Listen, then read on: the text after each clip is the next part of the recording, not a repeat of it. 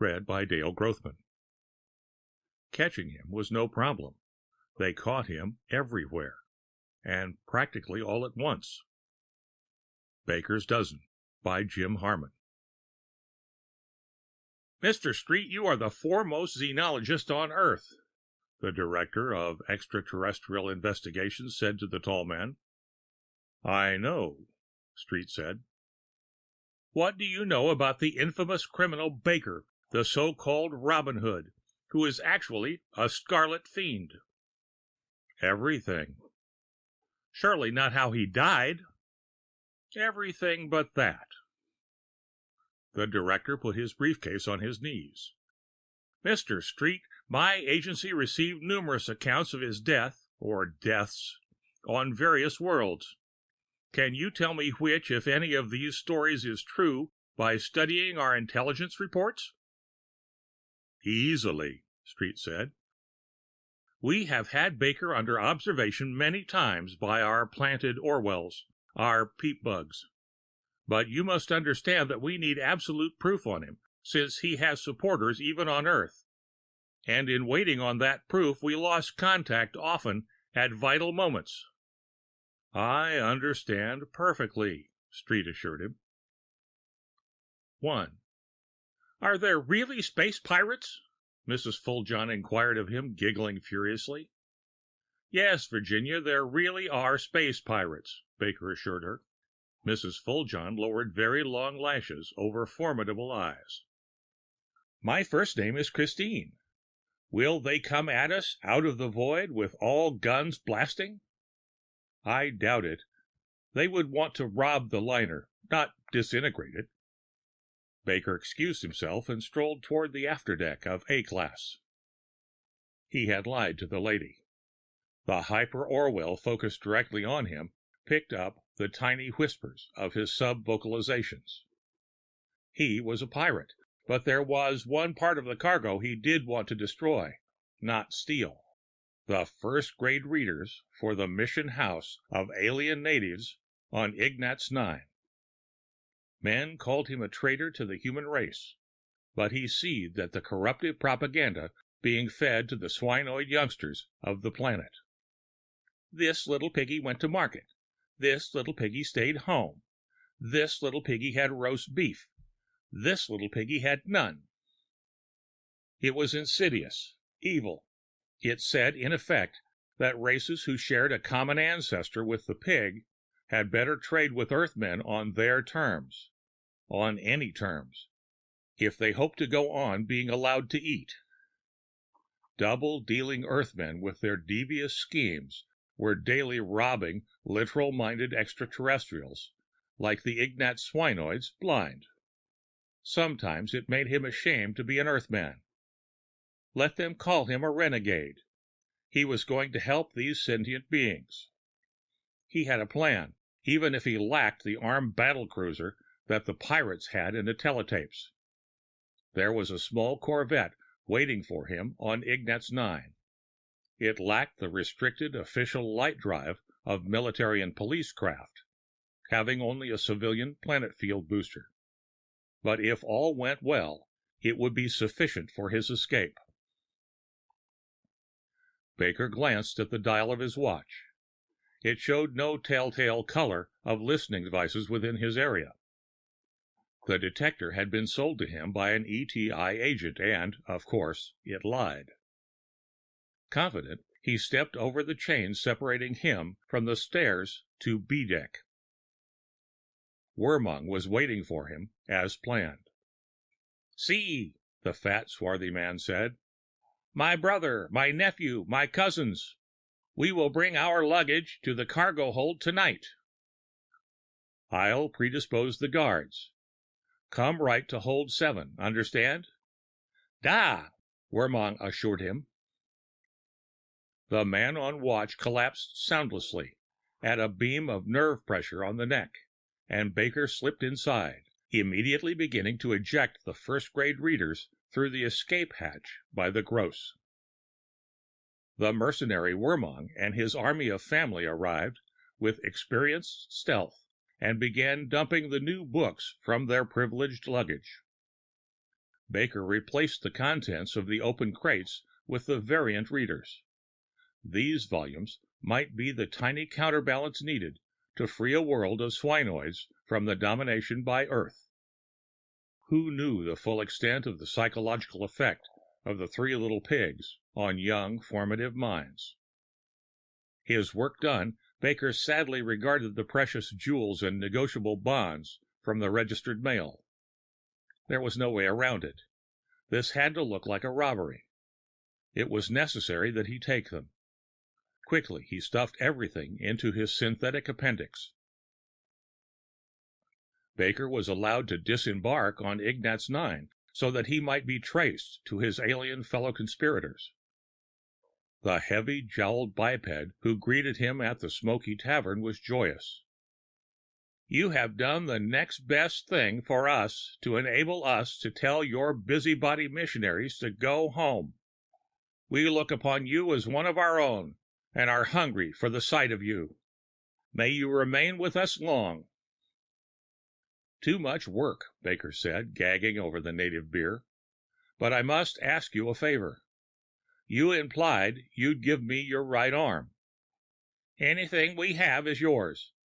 But would not a cadaver's limb suit you as well as mine?" "I must escape from this world. You can give a private citizen like me something only a sovereign government can. I want a jump drive." "Not that." "Yes, I've earned it, haven't I?" The swinoid nodded wearily. "You have. The device will be put on your spacer. Use it only in deep space." He was now in orbit. That was far enough out. Earth patrols could still pick him up easily. The ETI spy pickup observed him as he reached out and put a finger on the button of the device given him by the swinoids, as Earth ships closed rapidly. He pressed the button. In a crisping flash of flame, he lit with incredible speed. 2. "Naturally, we lost contact after the ship went up in flames. If that man was the true Baker, he was undoubtedly destroyed. Of course, we have a report from our spies on Klondike 2 of events running just about concurrently." "If you'll allow one interruption," Street interjected. "As a competent xenological ethnologist, I can assure you that Baker was, at least, not completely destroyed by the fire. His somewhat roasted remains would have been appropriated by the swinoids." "How so?" "Their people are as similar to pigs as we are to apes. When one of their own wishes to die, as they thought Baker did, in their typical alien literal-mindedness, they dispose of his body in a special way. Remember how they said they thought of Baker as one of their own, and were hungry even for the sight of him?" 3. Baker had been walking for 2 weeks across the primitive surface of the mining planet Klondike 2 to reach a shack in the gray shadow of the granite mountain. It wasn't gold he was after, but escape. Unlike others seeking it, he had headed away from the saloons. But the peat bug's lens of air had followed him. Minutes later, he was knocking on the door. He had to have means of transportation at least as good as government ships to do his work of helping the aliens and make his escapes. At least as good, and preferably better. The door was cracked by a kind-looking old man. "You've got 5 seconds to get before 30,000 volts of electricity go through these floorboards you're standing on," the old man said kindly. "Professor Gentle," Baker said hastily, "I have many friends. One of them has told me you have established a major breakthrough in electronics, that you have in fact invented a machine to transmit matter as radio and television transmit sound and sight." "Some loose-lipped electronics jobber found that out, did he? Step right in." "Do you suppose I might be teleported?" Baker asked tentatively. "Of course you can, my boy. But first, perhaps you'd like to take a look at some of the things I have teleported so far." Baker looked at the animals. They were animals in the cages lining the laboratory. He had been hungry a minute before. Now he had trouble just swallowing. "Like making the original adjustments on a video set," the old man explained. "Hard to get your focus, your horizontal and vertical interlination just right. There's some distortion sometimes, sort of messy." "On soul-searching consideration," Baker began. "Don't take another step towards the door.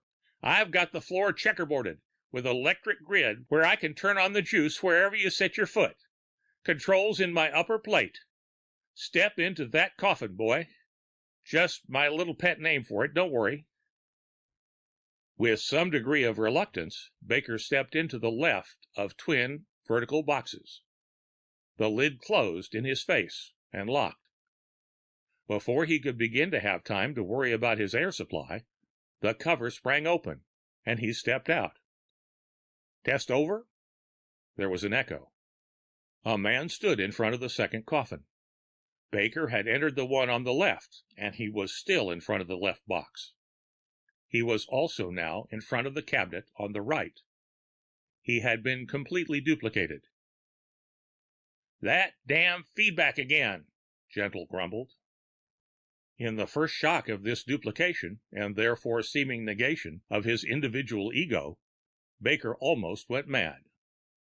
"You did this to me," said Baker and Baker to Gentle, each drawing a concealed weapon and shooting the old man in the heart.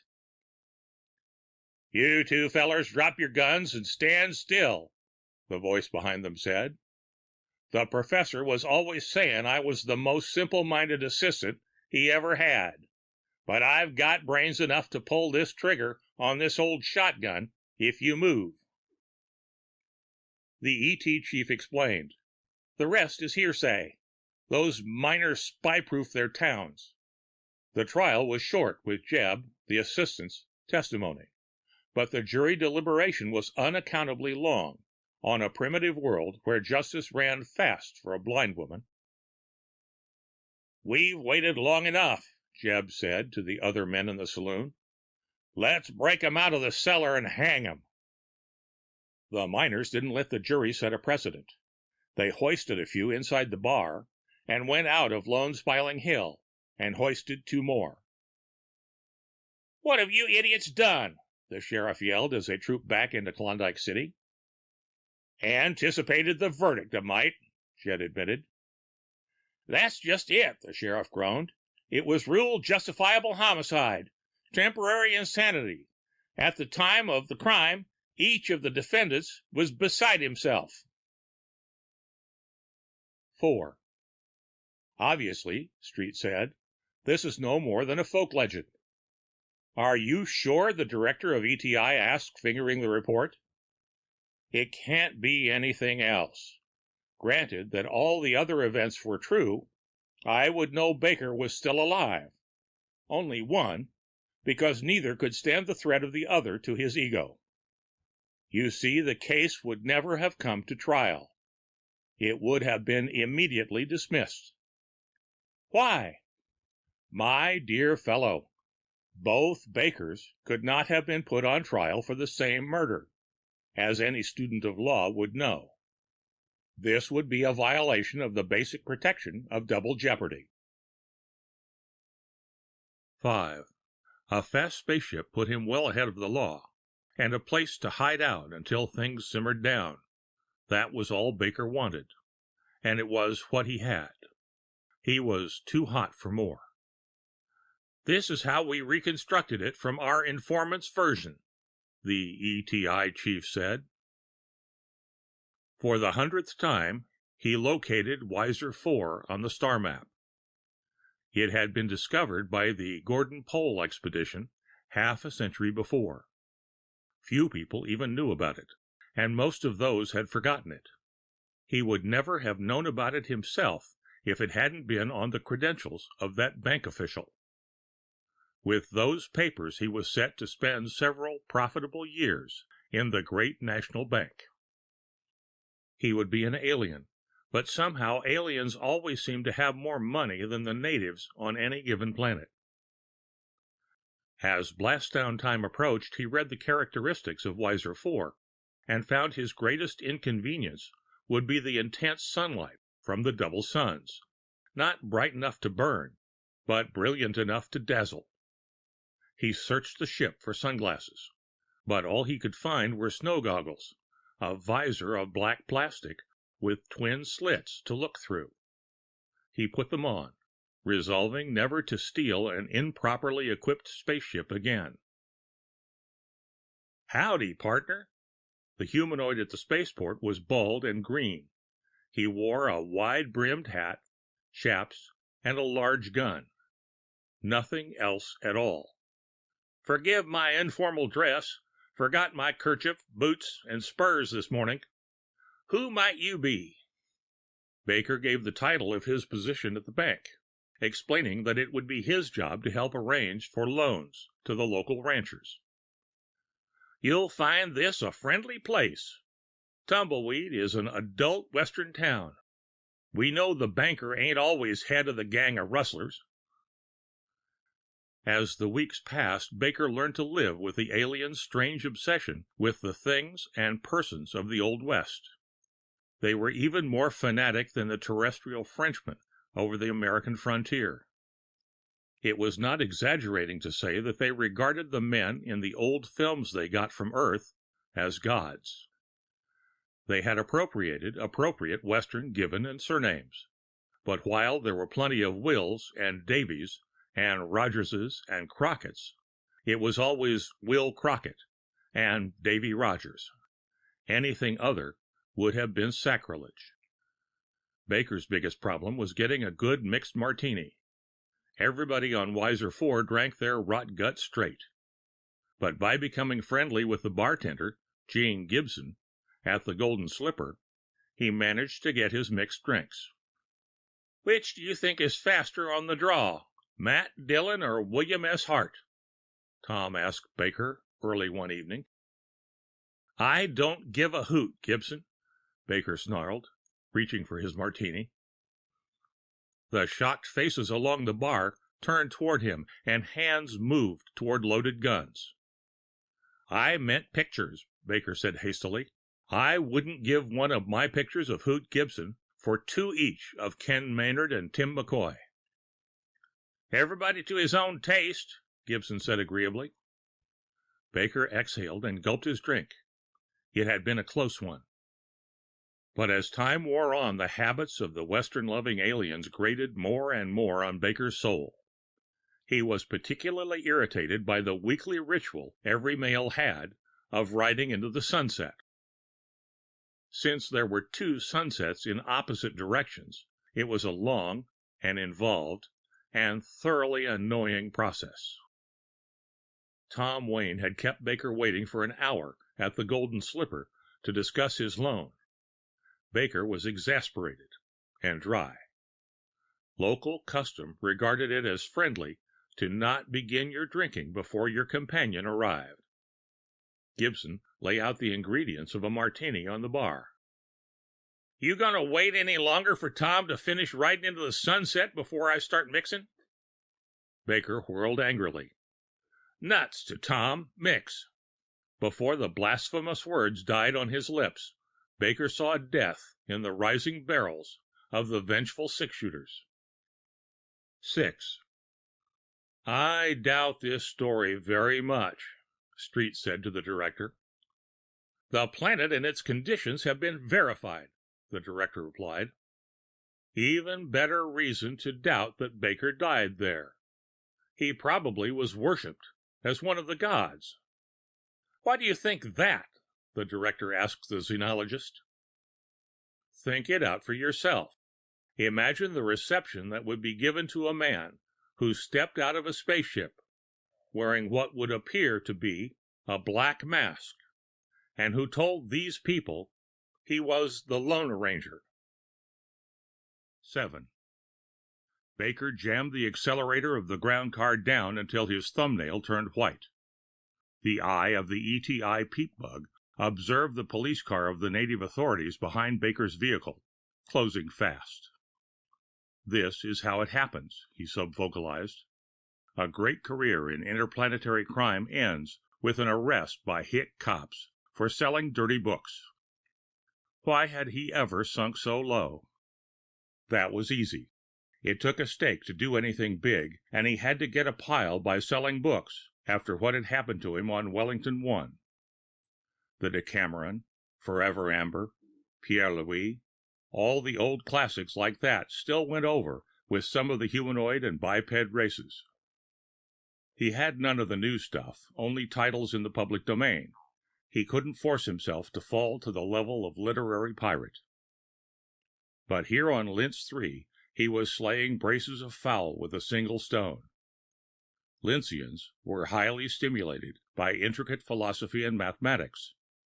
This allowed him to sell banned copies of Korzybitsky at outrageous prices, while at the same time introducing the native intellectuals to human semantics, a definite aid to the natives in throwing off the verbal domination of Earthmen. The Humans First lobby in the galactic legislature was willing to live with the difficulties caused by the absolute literal-mindedness of most extraterrestrials, so long as they could continue to make them believe in lifetime guarantees and unbreakable toys for inventive youngsters. True, many a human traveler had lived to regret a chance remark to the effect he could eat a horse, and nobody likes to think what happened to people who exclaimed a preference for being damned within range of obliging natives. But all in all, those were minor liabilities in the path of the infernal machine of progress. The ETI was working double shifts to find human renegades who were teaching the semantic variations in words of human speech to aliens. On a world where philosophy and higher math were themselves prescribed because of the limiting factor of narcotic colloid reaction, he had also to reckon with native cops. He wasn't going to be able to outrun this squad car. Baker let it pull alongside and dialed himself regretfully toward the embankment. Then, as the police matched his maneuver, he switched on emergency power and sideswiped them with an ear-jarring crash. Thrown from the counterbalance of its gravitic suspension system, the squad car sailed off as helplessly as a balloon. "Rashid!" Baker yelled on entering his quarters. "Get my smoking jacket. Isn't dinner prepared yet?" The turbaned, green-skinned native did what might have been called a salaam if he had been Muslim instead of Hindu. "Everything is in readiness, Sahib." Baker was worried he had spoken so shortly, but somehow he always did. Rashid understood. Baker was under a terrible strain, not knowing when the ETI might descend on him. There was also the matter of Melissa, his wife, whom he missed very much. But as a Hinduphile, a true convert, Rashid was of a gentle and forgiving nature. As Baker settled back in his easy chair, someone started smashing in the back door. By the time the police of Linz reached the living room, Baker was gone. "Alas," the sergeant major intoned, "if only the sinner had repented his purchase of the forbidden book before, instead of after, he finished reading it." As soon as he lifted the curtain of his own modest dwelling in the native quarter, Rashid knew there was someone in the darkness, waiting for him. "I hope you don't mind, old boy," Baker said. "Didn't know where else to go to escape being hunted down." "I am overjoyed to find you well, Sahib. How did you escape?" Baker told him about his escape, but somehow his talk kept coming back to Melissa, his wife. "I tell you, it would have taken Kathleen Windsor to describe her. But I'm bored, Rashid." Rashid drew the gun with a graceful movement. "As you say, Sahib, I have read of our traditional life in India, and as a Hindu, I know what I must do when I find my house has been invaded by a hunting boar." Rashid squeezed the trigger. 8. The shot, the chief said to Street, unfortunately destroyed our peat bug. You were taken in there, Street replied. There is only one way to describe verbally Baker's attitude toward his man, proving this was all an act. A good Hindu would never harm Baker. His wife is built like a cow. 9. Thorson checked his gun inside his cummerbund. That was about the only place a man or woman had to hide a weapon in these times of relatively tight fashions on Earth. The gun was still there, safety off, as he firmly expected. He settled back in his chair and glanced across the restaurant at Hastings, the trader. An infamous outlaw such as Baker could count on few friends, one less than even he expected. The reward on the criminal had grown sizable. Not that Thorson would get any of it. All he had to do was kill the poor devil on sight. It would be foolish to say that he didn't like killing. It was his job in the ETI. But sometimes he wearied of his work. What did Baker look like? It was a good question, and it would give him something to think about while he waited. On the face of the existing evidence, it was obvious that Baker had somewhere discovered some means of superlative disguise. He could so change himself, with stretching, shrinking, fattening, and slenderizing, that if a man knew he wasn't Baker, he had to doubt everybody and anybody else. Orders were to kill the first man who came up to Hastings at his table. He would have to shoot if it were his own father, or the director of the ETI, and there wasn't too much difference, he reflected. He was seated where he could see both the entrance and the door to the men's room. Other agents were covering the back way. Baker would have to come from the tiered front. Would Thorson be able to kill Baker? If he got off the first shot, he would. Evening fashions were too tight for meteor shields. If he were wearing an electronic cuirass, he could tell it immediately by the twin spheres that gave the football shoulder effect. Moreover, if anyone entered wearing such obvious armor, it would have been flashed to him. In that case, a hand bomb would have to be used, which would be unfortunate for Hastings, and possibly Thorson. Hastings wasn't showing his fear. He had been doped to hide that, but he was growing more alert. Baker was coming. Thorson forced himself not to give things away by reaching for his weapon yet. He fastened his attention on the two doors into the cafe. The shot blew most of Thorson's lungs away, but the electronic wiring in his muscles kept the shock from killing him outright. He turned and managed to get off one shot before death started climbing up his arms from his fingers, and the weapon fell. He should have kept in mind that no one had ever seen Baker and lived to tell it. Now he had seen Baker, and he was not going to live either. But then Baker was dead even now, in spite of Thorson's mistake. Before he died, Thorson took one last look at the figure with the long golden hair lying on the threshold of the ladies' room. 10. This story is absolutely authentic, the director said. Several ETI agents saw the whole thing. But somehow, in the confusion, somebody stole Baker's body. Really, Director, Street said, you don't actually believe Baker was a woman? Are you suggesting a disguise? It had to be. Baker's body disappeared by getting up and walking away. The only way it could do that was for it to be armored. The only way for Baker to get into that building was for his armor to be hidden. There was only one way he could hide the two spheres of electronic equipment necessary to project the cuirass field. And he couldn't do it if he really had been a woman. 11.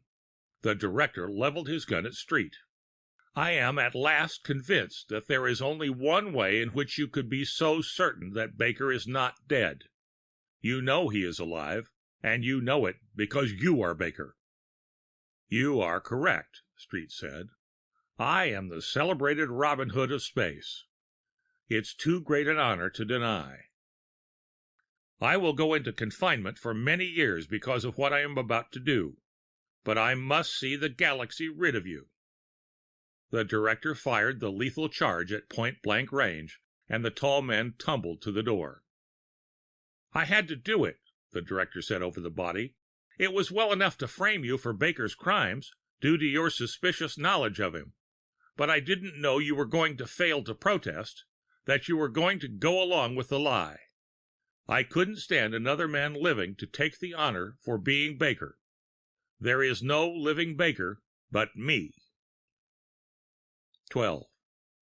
The tall man rolled over on the floor and sat up. Then you admit you are Baker. No, never mind firing again. I'm wearing meteor armor under my clothes. It's sufficient to stop a gun blast. You are a clever devil, the director snarled. A man who has to be clever to be Baker. You are not Baker, the director shrieked. I am. Are you? The tall man said superciliously. Think why you came here. You have been working too hard, director. You received too many stories about Baker. You began to envy him his freedom of movement. Soon you began to think you were Baker. Your analysts sent you to me to make you see through this legend of Baker. It was to my advantage to do so. The director wavered. If I'm not Baker, who is? I told you, the tall man said, drawing a gun and shooting the director in the head. I am. He smiled down at the body. You weren't wearing armor, were you? Street reversed the dial on his gun and shot the director a second time. Quickly, he stirred from his paralysis. Sorry I had to do that, director, Street said.